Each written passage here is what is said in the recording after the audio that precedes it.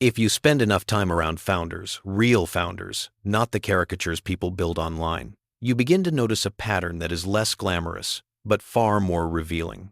Every company, no matter how innovative, eventually comes face to face with a moral crossroads. Sometimes it arrives quietly, disguised as a harmless shortcut. Sometimes it arrives dramatically, disguised as an opportunity too good to refuse. But it always arrives. And it is in these moments, more than any pitch deck or growth metric, that you discover what a startup truly is. Because the soul of a company is not written in its mission statement, it is written in its decisions when no one is watching. Ethics in startups is often treated as a footnote, something to consider after product-market fit, after raising capital, after scaling. But if you look closely at the stories of companies that shaped the world, for better or worse, you see that ethics was not a footnote at all. It was the foundation or the fault line. It determined whether power became a tool for progress or a weapon for pressure, whether success became a platform for impact or a shield for misconduct. And when you peel back the layers of startup culture, layers filled with ambition, ego, urgency, and pressure, you begin to understand why integrity is not an accessory to entrepreneurship. It is the only anchor that keeps the ship from drifting into waters that can quietly destroy everything. Because a startup, especially in its early days, is fragile in ways outsiders rarely recognize. It is fragile not only financially, but ethically. Values can be bent by desperation. Vision can be distorted by survival. Culture can be corrupted by speed. And founders, under the weight of expectations, can find themselves standing at the edge of choices they never imagined they would face. Should we hide this flaw? Should we exaggerate this result? Should we ignore this red flag? Should we prioritize growth over truth? These are not hypothetical questions, they are daily realities. And the founders who navigate them without losing themselves are the ones who understand that ethics is not a constraint, it is a compass. To build a company with purpose and integrity is to resist the seductive myth that everyone else is cutting corners, so we must too. It is to recognize that a shortcut taken today becomes a precedent tomorrow. It is to understand that culture is not built by slogans, it is built by micro-decisions. When a founder chooses transparency over convenience, the team notices. When a leader takes responsibility rather than shifting blame, the team learns. When a company honors its commitments, even when it costs something, customers remember. And when investors witness a company making ethical choices in hard moments, trust deepens in a way no metric can replicate. Startups driven by purpose do not emerge from perfect environments. They emerge from founders who interrogate their deepest motivations. They ask themselves, what am I trying to build? Why does it matter? Who will be affected by this? Who am I becoming in the process? These questions become a form of internal governance, shaping the ethics of decisions long before external regulations require anything. A company built on this kind of introspection becomes more than a venture, it becomes a responsibility. And that responsibility forces clarity. The pursuit of innovation must never eclipse the pursuit of integrity. But ethics is not just about avoiding harm. It is also about creating good, deliberately, consistently, ambitiously. Purpose-driven startups are fueled by a vision that transcends profit margins. They are built by people who believe that entrepreneurship is a chance to solve problems that matter, to uplift communities, to design new systems where old systems failed, to ensure that progress does not leave humanity behind. These founders are not naive. They know the market is brutal. They know that competition is relentless. But they also know something more powerful. Integrity is strategy. Purpose is differentiation. Trust is currency. And in a world saturated with noise, authenticity cuts through with surprising force. If you study the failures of once great startups, the implosions, the scandals, the shattered reputations, you'll find that the downfall rarely came from a lack of intelligence. It came from a lack of moral clarity. The culture tolerated a small lie. The team ignored a pattern of harm.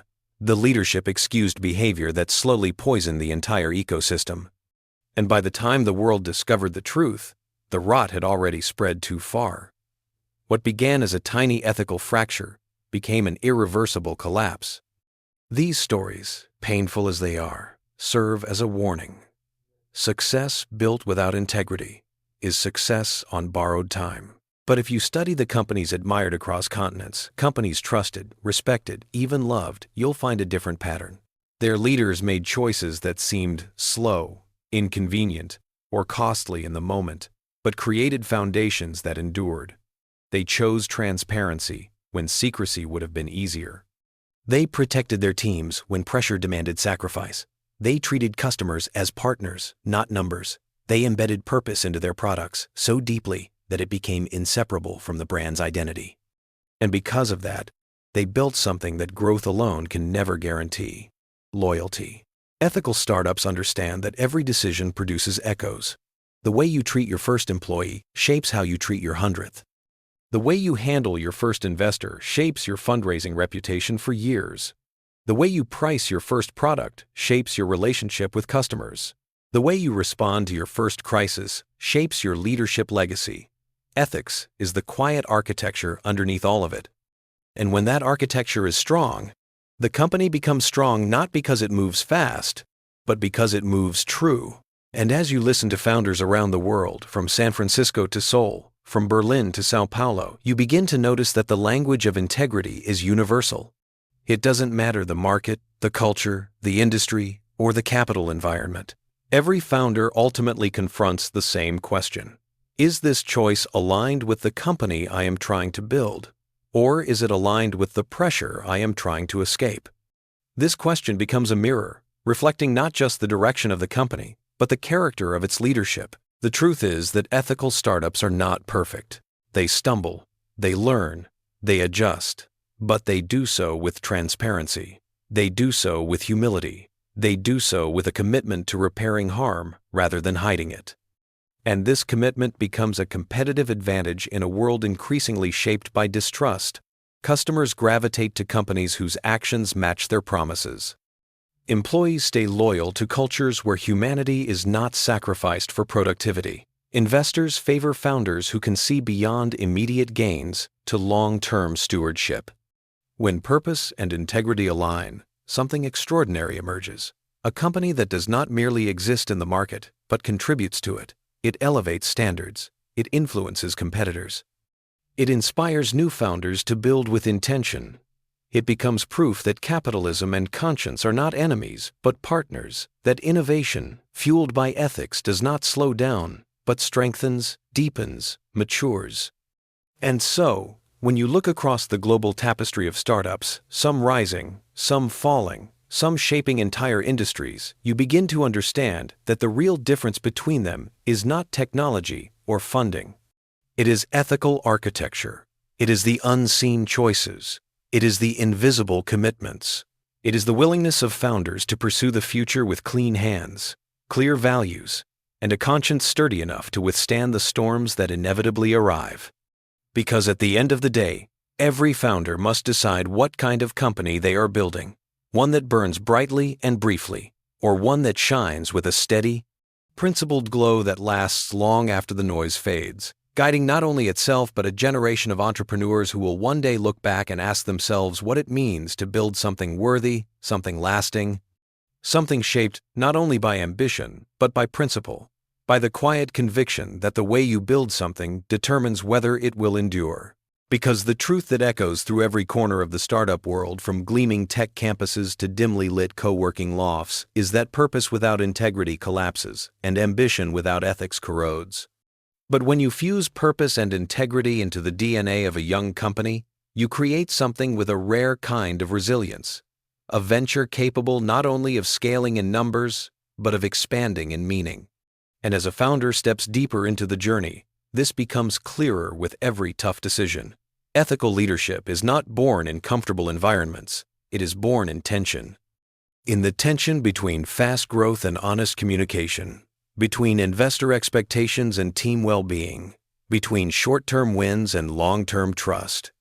In these tensions, the ethical founder learns that values are not what you claim in a branding deck. They are what you sacrifice for. They are what you defend when defending them costs something. They are the choices that, when taken together, form the moral architecture of the company. That architecture reveals itself most vividly during crisis, the moment every startup eventually faces. It might be a product failure, a data breach, a funding drought, a misstep that hits the public eye. Some companies collapse under the weight of concealment, choosing denial and spin. But the companies that lead with integrity move differently. They acknowledge reality. They communicate openly. They repair what was broken. They recognize that trust, once cracked, can be rebuilt only with truth. And it is in these moments that customers and employees discover whether the company they believed in was built on bedrock or on bravado. But ethics isn't just about surviving crises. It's about shaping daily life inside the startup. Walk into any early-stage company and you can feel the culture before anyone describes it. You can sense whether kindness is practiced or merely printed on a wall. You can hear whether people speak freely or fearfully. You can almost measure the level of respect in the room by the energy between colleagues. Culture is not an abstract concept. It is the air people breathe. And ethical founders understand that culture is their first product. Everything else flows from it. When founders treat people with dignity, those people build with devotion. When leaders listen with presence, teams innovate with courage. When transparency is the norm, collaboration deepens. These are not soft virtues, they are performance drivers. A team that trusts its leaders will take risks that push the company forward. A team that feels safe will engage disagreement honestly, producing better decisions. A team that knows the mission is anchored in purpose will endure the inevitable storms because they believe in the destination. Integrity also shapes how a startup engages with the world beyond its walls. Ethical companies design products that do not manipulate but empower. They price not to exploit but to sustain. They measure success not solely by revenue but by the quality of impact. They consider the ripple effects of their innovations, understanding that every technological breakthrough carries moral responsibilities. When a company builds with this awareness, it stands apart not because it avoids ambition, but because it channels ambition through conscience. And yet, the most powerful impact of ethical leadership may be the transformation it sparks in the founders themselves. Building a company forces them to confront their own weaknesses, their own blind spots, their own ambitions. And it is in navigating these inner battles that many founders realize something profound. Integrity is not about perfection, but alignment. Alignment between intention and action, between mission and method, between who they want to be and how they actually behave. This alignment creates a kind of inner stability that radiates outward, shaping the startup with a quiet strength that cannot be faked. Across the world, you see this pattern repeating. In Nairobi, ethical founders build solutions with humility because they know their products may become lifelines for communities. In Stockholm, purpose-driven startups embed sustainability into every decision because they treat the planet as a stakeholder. In Singapore, founders integrate regulation and transparency from day one, recognizing that trust is the foundation of growth. In Toronto, diverse teams bring diverse ethics, ensuring decisions reflect broader humanity. In Bengaluru, companies focus on upward mobility, knowing innovation must improve lives, not just bottom lines. In Berlin, founders fight to build businesses that do not compromise artistic integrity or social justice for speed. In Silicon Valley, a new generation of founders emerges, one more aware of the shadows cast by their predecessors, determined to build companies that move fast, not to break things, but to mend them. This global shift toward ethical entrepreneurship signals something larger, a new era in the startup world, one in which power must be balanced with responsibility, innovation with humanity, velocity with virtue. Around the world, customers are demanding it. Employees are expecting it. Investors, increasingly, are rewarding it. And founders who once believed ethics was a luxury are discovering it is, in fact, leverage. Because an ethical company attracts talent that money cannot buy. It earns loyalty that marketing cannot manufacture. It builds partnerships grounded in trust rather than negotiation.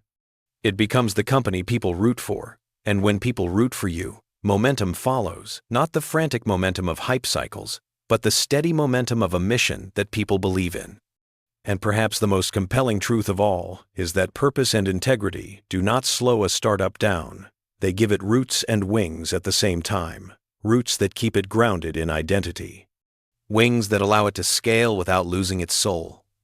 The companies that endure, the companies remembered long after their founders step away, are the ones that learn this balance early.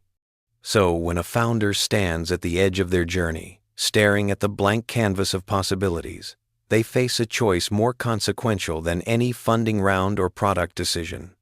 Will I build something that merely grows, or something that matters, something that dazzles briefly, or something that stands dignified for decades, something shaped by pressure, or something shaped by principle? The global startup scene has shown us what happens in both directions. Companies built only on ambition rise quickly and fall violently. Companies built on integrity rise steadily and stay. And when you choose the latter, when you choose the harder, slower, truer path, you begin to sense a different kind of momentum taking hold.